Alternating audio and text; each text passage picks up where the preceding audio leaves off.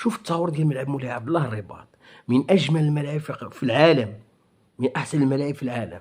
هادو التصاور ديال اليوم، والملعب هذا غيتلعب فيه مقابلة رسمية نهار 5 في شهر 9.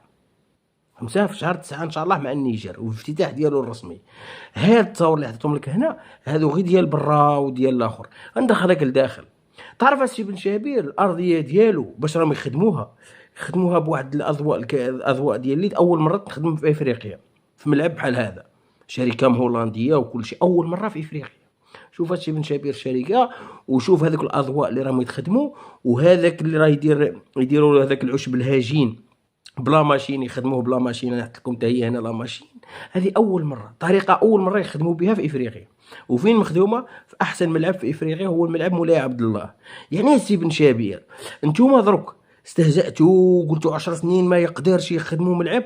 ها ملعب يرفد 70,000، حنا ما عندناش ملعب يرفد 70,000 مغطي كامله وبهذه الطريقه وبهذا الاسلوب، ما عندناش.